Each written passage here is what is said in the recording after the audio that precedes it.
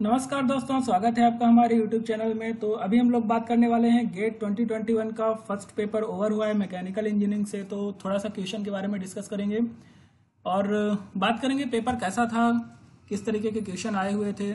अभी थोड़े दिन से हम वीडियो अपलोड नहीं कर पा रहे थे क्योंकि पहले तो NTPC का एग्ज़ाम था मेरा और फिर उसके बाद NLC में शॉर्ट लिस्ट हुआ इंटरव्यू के लिए, तो उसके प्रिपरेशन करने लगा और सेल का इंटरव्यू है, तो इस वजह से थोड़ा बिजी शेड्यूल था। तो चलिए स्टार्ट करते हैं पेपर के बारे में। तो पेपर जैसा कि मेरे हिसाब से जो मेरा व्यू है कि पेपर 2017 का जो फर्स्ट पेपर था तो लगभग उसी के लेवल का पेपर की बात करें तो एक मैकेनिक्स से स्टार्ट करते हैं। मैकेनिक्स में जो क्वेश्चन था इस तरीके से रोलर बना हुआ था, यहाँ पर रोलर का वेट दिया हुआ था और अपने को निकालना था दोनों के बीच में जो रिएक्शन लगता है। 100 न्यूटन वेट था। फिर यहाँ पर लेंथ दी हुई थी 425 समथिंग। तो इसमें ये एंगल निकाल करके और कॉस कंपोनेंट लेकर के इसको बैलेंस कर देना था। इस तरीके से मैकेनिक्स का क्वेश्चन था। मैथमेटिक्स में आए तो मैथमेटिक्स में मैट्रिक्स से था। मैट्रिक्स एक लेंदी टाइप का कुछ लिखा हुआ था, 2x2 के मैट्रिक्स के बारे में था, तो उस तरीके से क्वेश्चन था मैट्रिक्स का। लिमिट से एक क्वेश्चन था 1/2, तो इसमें 1 minus cos theta upon x square something था, तो इसका आंसर 1/2 आ रहा था शायद। फिर कॉम्प्लेक्स नंबर से एक था, कॉम्प्लेक्स नंबर से कॉस HZ करके था अपॉन 2Z ऐसा कुछ था, इसका इंटीग्रेशन निकालना था तो शायद पाई आई आ रहा था। फिर डिफरेंशियल इक्वेशन से एक क्वेश्चन था, डिफरेंशियल इक्वेशन से π/3 आंसर आ रहा था। और एक क्वेश्चन था fx plus h minus fx upon h, इस तरीके से था कुछ करके, और उसमें ऑप्शन में दिया हुआ था कि h की वैल्यू किससे किसके बीच में होगी। तो ये इतने क्वेश्चन मैथ से थे। प्रोडक्शन से बात करें तो प्रोडक्शन से कई सारे क्वेश्चन थे और ज़्यादा टफ भी नहीं थे, सिंपल क्वेश्चन था। जैसे कि पहले ड्रिलिंग करते हैं, फिर बोरिंग करते हैं और फिर रीमिंग करते हैं। तो एक क्वेश्चन ये था, अरेंज करना था इसको। फिर एक क्वेश्चन था ऐसा कुछ सर्कुलर करके दिया हुआ था, जनरेट्रिक्स और डायरेक्ट्रिक्स के बारे में था। तो जैसे कि टूल जो मोशन कर रहा है उसको जनरेट्रिक्स बोलते हैं, जो वर्कपीस मोशन करेगा उसको डायरेक्ट्रिक्स बोलेंगे। तो इसमें सिलेंडर होगा मेरे हिसाब से। फिर एक इसमें दिया हुआ था कटिंग फोर्स दिया हुआ था, फ्रिक्शन फोर्स दिया हुआ था और FS निकालना था, शियर फोर्स निकालना था। तो ये क्वेश्चन था, R की वैल्यू दी हुई थी। फिर वेल्डिंग से इफिशिएंसी का क्वेश्चन था, इफिशिएंसी निकालनी थी। वेल्ड नेगलेक्ट का वॉल्यूम दिया हुआ था और जूल पर mm³ में I था, R था और I² RT से इसको डिवाइड करके निकाल लेना था। तो वेल्डिंग इफिशिएंसी का क्वेश्चन था। फिर इसके बाद एक CNC से क्वेश्चन था, BLU से रिलेटेड क्वेश्चन था, जिसमें कि 1.8/360 इंटू 50 करके कुछ करना था और 0.28 समथिंग आ रहा था आंसर। फिर अगला क्वेश्चन था प्रोडक्शन से एक सेंटर लाइन एवरेज, जो प्रीवियस ईयर में आ भी चुका है, -1 +1 -1 के बीच में था और कुछ ऐसा बना हुआ था, तो इसका +1 होगा शायद। फिर फॉर्मिंग से क्वेश्चन था, फॉर्मिंग से क्वेश्चन था, K की वैल्यू दी हुई थी 250 समथिंग और 250 समथिंग दी हुई थी और N की वैल्यू था 0.2। फिर इसमें हमको फोर्स निकालना था, रोलर का जो फोर्स लगता है फोर्स निकालना था। तो इसमें पहले सिग्मा की वैल्यू निकाल लेंगे, K's line to the power n upon n+1। फिर उसके बाद फ्लो स्ट्रेस निकल आएगा और फिर इंटू विड्थ इंटू लेंथ करके इसमें हमको फोर्स निकल जाता। तो इस तरीके से फोर्स निकालना था। फिर एक ग्राइंडिंग से क्वेश्चन था, जूल पर mm³ में वैल्यू दी हुई थी और इसको force into velocity upon FVD करके इसको इस तरीके से सॉल्व करना था। तो यहाँ से फोर्स की वैल्यू आती है। तो ये ग्राइंडिंग से क्वेश्चन था। थर्मोडायनेमिक्स की बात करें तो थर्मोडायनेमिक्स से थर्मोडायनेमिक रिलेशन से दो क्वेश्चन थे। तो एक क्वेश्चन था जैसे कि कुछ इलास्टिक फोर्स करके दिया हुआ है, तो उसका एक रिलेशन दे दिया था इस तरीके से, सपोज करिए कि TDS प्लस τdl ऐसा कुछ करके रिलेशन दिया हुआ था। तो फिर ऑप्शन में था बैलेंस करना था, जैसे कि del τ/del L = del S/del U ऐसा करके, मतलब रिलेशन दोनों को बैलेंस करने का एक क्वेश्चन था तो थर्मोडायनेमिक रिलेशन से। फिर दूसरा क्वेश्चन जो थर्मोडायनेमिक रिलेशन से था कि ln P = something plus T के फॉर्म में दिया हुआ था। इसी तरीके से दो इक्वेशन थे, तो दोनों को बैलेंस करके T की वैल्यू निकाल लेनी थी टेम्परेचर की। तो ये एक थर्मोडायनेमिक्स से एक और क्वेश्चन था। फिर थर्मोडायनेमिक्स से एक और क्वेश्चन था कि अगर टेम्परेचर = कांस्टेंट है तो दो साइकिल का नाम बताइए जिसमें कि टेम्परेचर कांस्टेंट रहता है। तो कार्नोट और स्टेरलिंग हो जाएगा शायद। ये ऑप्शन में भी था।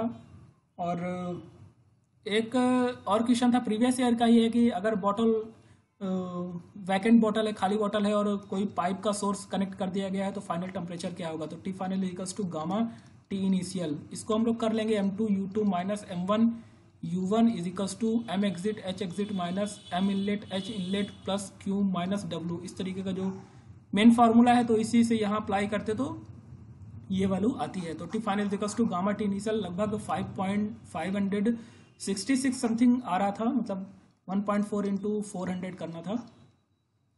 उसके बाद थर्मोडायनेमिक्स से एक और क्वेश्चन था, डक्ट से रिलेटेड था कि जैसे कि कोल्ड एयर और हॉट एयर आ रही है डक्ट में और फिर फाइनल टेम्परेचर 24 डिग्री सेल्सियस है, यहाँ इनलेट मास दिया हुआ था, मास निकालना था, क्यू की वैल्यू दी हुई थी 2.4 समथिंग मीटर क्यूब पर सेकेंड, और जितना मास फ्लो रेट यहाँ है उसका 1.6 टाइम मास फ्लो रेट यहाँ से फ्लो हो रहा है और इसका भी टेम्परेचर दिया था। तो फाइनल पूछ रहा था कि कितना हीट एडिशन या रिजेक्शन हो रहा है, तो इसका लगभग 4.9 किलोवाट समथिंग आंसर आ रहा था। रीहीटिंग से भी एक क्वेश्चन था, रीहीटिंग में ड्राइनेस की वैल्यू निकालनी थी, तो यहाँ पर वैल्यू निकालनी थी dryness at the lower turbine exit की वैल्यू निकालनी थी, लगभग 0.92 या 93 समथिंग वैल्यू आ रही थी।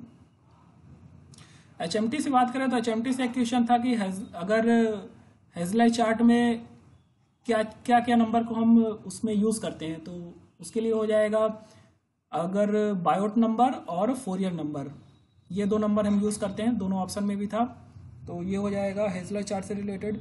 फिर एक क्वेश्चन था कि अगर इंटरनल रेजिस्टेंस हीट जनरेशन हो रहा है 0.5 वाट पर मीटर का, तो उसमें सरफेस टेम्परेचर और इन्वायरमेंट का टेम्परेचर दिया हुआ था दोनों का, और रेडियस थी 1 mm की। फिर बोला था कि अगर सरफेस टेम्परेचर कम हो जाता है जब हम इंसुलेशन ऐड करते हैं 0.1 mm का, और इंसुलेशन ऐड करते हैं तो लगभग 55 हो जाता है। और तो ये पूछा था कि K2 की अब वैल्यू क्या हो जाएगी, मतलब इस कंडीशन में K की वैल्यू क्या होगी, तो ये भी एक क्वेश्चन था, बना नहीं मेरे से। फिर इसमें और सिंपल क्वेश्चन था कि इनफाइनाइट फिन में अगर हम K की वैल्यू इंक्रीज करते हैं 2 टाइम्स तो हीट ट्रांसफर पे क्या इफेक्ट करेगा, तो ये तो सिंपल फार्मूला है कि √HP होता है तो √2 टाइम्स हो जाएगा। एक क्वेश्चन था। फिर रेडिएशन से क्वेश्चन था कि जैसे कि क्यूब है, क्यूब के बीच में स्फीयर रख दिया गया है, तो यहाँ पर अगर इसका आउटर को 1 बोलते हैं, इसको इनर को 2 बोलते हैं, तो F22 सेफ फैक्टर वैल्यू निकालनी थी, मतलब व्यू फैक्टर की वैल्यू निकालनी थी, तो इसका लगभग आ रहा था 0.77 समथिंग, इस तरीके से वैल्यू आ रही थी कुछ। FM से बात करें तो FM से क्वेश्चन था कि जेट लगा हुआ है, जेट, और यहाँ पर ऐसा कुछ वाइब्रेशन हो रहा है, तो यहाँ पर जेट की वेलोसिटी v दी हुई है और यहाँ डिफ्लेक्शन हो रहा है 1 mm का था शायद, तो और स्प्रिंग की स्टिफनेस भी दी हुई थी K की वैल्यू, तो अपने को निकालना था कितना वेलोसिटी है, तो ρAv², ये तो फोर्स हो जाएगा upon K is equals to delta, ये बैलेंस कर देना था। फिर इससे पेल्टन में दिया हुआ था 165 डिग्री बकेट का एंगल है, तो यहाँ पर फाई हो जाएगा 15, और पावर निकालना था पेल्टन व्हील के लिए, तो इसके लिए सिंपल फार्मूला हो जाएगा ρ V minus U into 1 plus K cos of phi into U, तो ये फार्मूला लगा देना था, सिंपल पावर निकल आता है इससे डायरेक्ट। फिर एक शियर स्ट्रेस क्वेश्चन था कि यहाँ पर वेलोसिटी U है और एवरेज शियर स्ट्रेस निकालना था, तो tau is equals to mu del U over del Y लगा देना था। यहाँ पर डायनेमिक विस्कोसिटी होता है और क्वेश्चन में काइनेमेटिक विस्कोसिटी दिया हुआ था, फिर एक क्वेश्चन था एब्सोल्यूट प्रेशर से कि अगर इन्वायरमेंट से नीचे कोई बॉडी है तो इसका एब्सोल्यूट प्रेशर दिया हुआ था और एटमॉस्फेयर का भी दिया हुआ था प्रेशर, तो H की हाइट निकालनी थी, तो P absolute is equals to होता है P एटमॉस्फेयर प्लस ρgh, तो इससे H की वैल्यू निकाल लेनी थी। फिर टॉम की बात करें तो टॉम से भी अच्छे क्वेश्चन थे कि एक 2D मोशन दिया हुआ था ऐसा कुछ करके, और ऐसा कुछ करके था, 2D था, बड़ा सा 3-4 क्वेश्चन थे, तो मतलब किसी क्वेश्चन में इसको लिखेंगे इस मैकेनिज्म को, तो ऐसा करके था। 2D के लिए वाइब्रेशन का इक्वेशन लिखना था। फिर एक और क्वेश्चन था कि जैसे कि वाइब्रेशन अगर हो रहा है तो जो सेकेंडरी अनबैलेंस फोर्स है, सेकेंडरी अनबैलेंस फोर्स को बैलेंस कर रहा है प्राइमरी वर्चुअल एक मास, तो उसमें हमको निकालना था कि प्राइमरी का जो हम वर्चुअल लगाएंगे जो कि कंप्लीटली बैलेंस कर देगा सेकेंडरी को, तो उसका आर और उसकी ओमेगा स्पीड क्या होगी, तो ओमेगा हो जाएगा 2 टाइम्स ऑफ ओमेगा, और ये हो जाएगा R² अपॉन 4L समथिंग। तो ऐसा कुछ आ रहा था। फिर इससे एक और क्वेश्चन था कि 3 टाइम बाद इनिशियल डिफ्लेक्शन, इनिशियल जो एम्पलीट्यूड है वो इतना दिया हुआ था 8 था शायद, और फाइनल 3 ऑक्सीलेशन के बाद एम्पलीट्यूड दिया हुआ था, तो हमको जीटा की वैल्यू पूछ रही थी। तो एक ऐसा भी क्वेश्चन था, 0.028 समथिंग इसका आंसर आ रहा था शायद। उसके बाद कैम से एक सिंपल क्वेश्चन था, मतलब था थोड़ा ट्रिकी, पहले कभी नहीं आया हुआ था तो थोड़ा टफ था। फिर एक सिप से था, सिप में दिया हुआ था उसका दोनों तरीके से क्रॉस सेक्शन का व्यू दिया था, और उसमें बोल रहा था कि अगर सिप स्लाइड कर रही है, स्लाइडिंग कर रही है तो उसमें मोमेंट निकालना था। तो जब सिप स्लाइडिंग करती है तो उसमें मोमेंट ऑफ रेजिस्टेंस नहीं जनरेट होता, तो 0 हो जाएगा उसके लिए। फिर क्विक व्हिटवर्थ रिटर्न मैकेनिज्म से एक क्वेश्चन था जिसमें कि हमको निकालना था वैल्यू, ऐसा कुछ करके दिया हुआ था। तो ये रोटेट कर रहा है, ऐसा कुछ बना था। यहाँ पर क्विक रिटर्न रेशियो उसका हो जाएगा 2। इंडस्ट्रियल से बात करें तो इंडस्ट्रियल से क्वेश्चन था कि पहले ड्रिलिंग और बोरिंग हो रहा है, इस तरीके से कोई 7-8 प्रोसेस दिया हुआ था, तो उसको अरेंज करना था कि कौन सा पहले असेंबली में जाएगा। तो ये तो सिंपल था, ABCDFGH करके था, तो ऑप्शन से मैच भी हो जा रहा था, सिंपल क्वेश्चन था। उसके बाद क्वीन थ्योरी से 2 क्वेश्चन थे, एक तो अराइवल से था 12 था, और सर्विस रेट दिया हुआ था 15।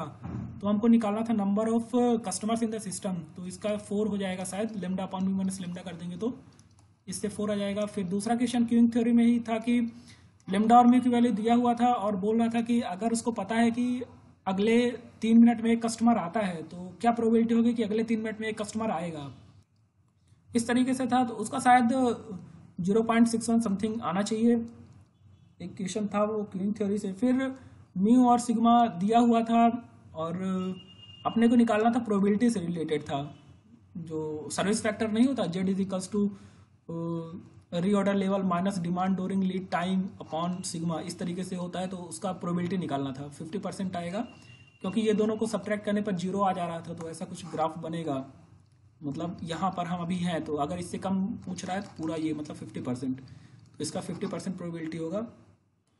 सोम से बात करें तो सोम से भी अच्छे क्वेश्चन थे। एक कौन का क्वेश्चन था कि अगर ऐसा कुछ है तो ये बताना है कि हाफ लेंथ पर कितना डिफ्लेक्शन होगा ड्यू टू सेल्फ वेट। तो gamma L square upon 6E करके निकाल लेंगे, पहले पूरा निकाल लेंगे, फिर ये छोटे वाले का माइनस कर देंगे इससे, तो जो रहेगा वो आ जाएगा। इस तरीके से एक क्वेश्चन था। डिनोमिनेटर में शायद 8 समथिंग कुछ आ रहा था। दूसरा क्वेश्चन था कि एक मोमेंट दिया हुआ है M, तो हाफ डिस्टेंस पे डिफ्लेक्शन निकालना था, एक ऐसा क्वेश्चन भी था। तो इसका ML स्क्वायर अपॉन 8TI आ रहा था शायद। तीसरा क्वेश्चन था इससे कि ऐसा कुछ दिया हुआ है और बेंडिंग स्ट्रेस निकालना है, ये ओवर हैंगिंग बीम थी शायद, ओवर हैंगिंग बीम थी, ये नहीं था, ओवर हैंगिंग बीम थी, यहाँ पर निकालना था। तो मैक्सिमम मोमेंट यहाँ पर आएगा 10 किलो न्यूटन आ रहा था शायद, 10 किलो न्यूटन मीटर, तो यहाँ पर सिग्मा की वैल्यू निकालनी थी। फिर इसी से एक क्वेश्चन था जो प्रीवियस ईयर में भी आ चुका है कि इलास्टिक और प्लास्टिक स्ट्रेन। तो इलास्टिक और प्लास्टिक स्ट्रेन ऐसा कुछ ग्राफ बना था, 1 नंबर का था क्वेश्चन। तो ये हो जाएगा प्लास्टिक स्ट्रेन 0.02 था शायद, और ये हो जाएगा इलास्टिक 0.01, ऐसा ही कुछ था। मतलब जो यहाँ था वो प्लास्टिक हो जाएगा, जो यहाँ था जो यहाँ था वो इलास्टिक हो जाएगा, और जो यहाँ था वो प्लास्टिक हो जाएगा, क्योंकि इतना तो स्ट्रेन रह गया ना, तो ये प्लास्टिक हो जाएगा, ऐसा कुछ था।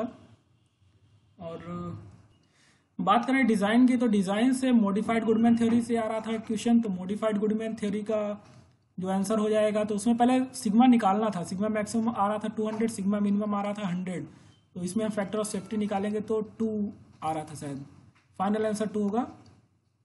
तो ये एक मॉडिफाइड से थ्योरी से था। फिर एक सू ब्रेक था, सू ब्रेक दिया हुआ था ऐसा कुछ, और ऐसा कुछ सू ब्रेक करके था, तो सिंपल ही था, इसमें ज़्यादा कुछ था नहीं। फिर एक फिलेट वेल्ड से था, वो अच्छा क्वेश्चन था, इसमें फिलेट वेल्ड का नहीं बना मेरे से, तो इसका मैं बता नहीं सकता कुछ। सो फाइनली अगर बोले तो पेपर उतना टफ नहीं था, पेपर सिंपल था। अगर आपने पूरा प्रीवियस ईयर लगाया हुआ है अच्छे से, सारे फार्मूले आपको पता हैं, तो 80 के आसपास आपका नंबर पहुंचेगा। पेपर मतलब ऐसा था। अगर आप पहली बार दे रहे हो गेट, जैसे कि मैं 2017 से दे रहा हूँ, तो उतना कुछ खास लगा नहीं, मैं इसके लिए प्रिपेयर भी नहीं किया था। और अगर आप प्रिपेयर कर रहे हो, अच्छे से दे रहे हो, तो अप्रोक्स आप 72 से 78 के समथिंग नॉर्मल आप इतना कर सकते हो। ऐसा था। So thank you so much.